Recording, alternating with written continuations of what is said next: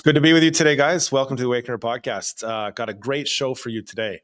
I've been right about a lot of stuff, but I'm not a predictor of everything. I haven't gotten everything completely right. Initially, when I kind of did this assessment about what is happening, I really thought that the time frame was going to happen in a much sooner possibility, I should say. But unfortunately, it's kind of dragged itself out. And like I've told you guys for the past probably 3 or 4 years, is I understand now why things have taken so long to come out. The reason why things are taking so long is because the general population needs to be re-educated. That's correct. If you go to Yuri Bezmenov on YouTube and you listen to that whole interview that's about an hour long, he said specifically the only way to undo this Marxist foothold on America and the Western world is a 16-year gradual awakening where people are taken from being completely left to waking up and turning right wing over a period of slow time where it doesn't kind of scare anybody. People don't even know what's happening to them. And that, ladies and gentlemen, is what is happening right now. Now, so many things have happened in the past couple of weeks in regards to information, things that are going on. And yes, I've been correct. And the general public is going to learn a lot more. So Austria has kind of a secret police investigative kind of center, and they've done research on Iran and their nuclear program, and they have said that Iran actually has a far more advanced nuclear program than what the Western world is telling its population. This includes obviously ballistic missile technology, but I'm going to go even farther, that it's even way more advanced than what they're telling you.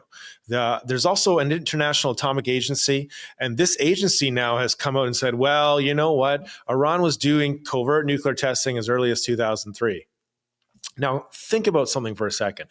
If I was given the materials, or a scientist was given the materials to create a nuclear bomb from scratch, number one, you'd have to learn how to do it, and then you'd have to put some attempts together, and then before you do testing, this would take probably, to covertly enrich uranium or to get your hands on uranium, to do such a thing and have centrifuges and all this technology would take you probably about a decade, which takes you once again back to what I've told you, is that Iran has had a covert nuclear program since the Soviet Union collapsed, and gifted them when Kazakhstan, a Soviet state, obviously turned against the Soviet Union and broke away, and gave Iran 2 nuclear warheads. This was reported by the LA Times in 1992. So ladies and gentlemen, let me recirculate back there. Iran has a nuclear program that is very, very advanced. They have actually miniaturized nuclear weapons in very, very small form, and these have the ability to be launched into outer space on satellites. Now, if you go to North Korea has the same kind of nuclear program, very similar, obviously a small difference design, but Iran and North Korea share all this intel, and this all goes back to a covert plan, number one, to arm Iran and North Korea, these rogue regimes, against the Western world, and to obviously break the Outer Space Treaty, which is putting nuclear weapons in space. This will go all the way back to what I originally told you years and years ago, that during nuclear testing by the Soviets and the United States of America, they came to a conclusion that the most decimating nuclear weapons were actually nothing that is on an Ohio-class submarine or a Minuteman site or an ICBM or anything like that. It's actually a nuclear weapon in outer space or a satellite, which blows up and destroys the electrical grid. They both shook hands and said, listen, we're going to promise each other that we're never going to do this to each other. And we'll just abide by these rules, and we'll sign this outer space treaty. Now, let's think about something for a second. So I don't know if you watch hockey, okay? So I'll summarize what happened between the Leafs and the Panthers. The Panthers beat the Toronto Maple Leafs, but if you look at the games that were played, the Panthers realized after game 1 that they were going to get their asses kicked. They couldn't keep up with the Leafs, and this is just my synopsis, okay? So they played dirty, which means there was some stuff behind the whistle the refs didn't see, some elbows to the head. And when you're facing a kind of a match that is so intense, sometimes sides break the rules.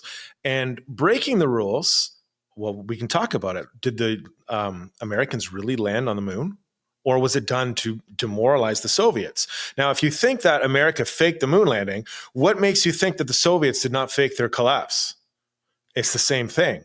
And this kind of podcast and the Awakener.ca, what I've detailed to you is actually the Soviet Union has faked its collapse, and they've covertly armed Iran and North Korea with a miniaturized nuclear space program and nuclear weapons testing and nuclear sites to basically do a power structure changing war when America and the Western world We're ready to take the big fat L. And honestly, as you know, it's not just America, it's Canada, it's Europe. Proxy war, proxy war, and proxy war. What three proxy wars are happening right now? We got Europe, we got Israel, and we got the Pacific, Taiwan. And this is really on the cusp of history. Look at around you. When you go for dinner right now, you go to movies, people are living their lives completely oblivious to what is happening right in front of them. And if you go on Facebook, if you go on social media and you look at what's happening in people's posts, people really have no clue and are so demoralized. Why is this? Because they can't tell you the truth, ladies and gentlemen. I'm the only one that can. Go to theawakener.ca. That's all for now.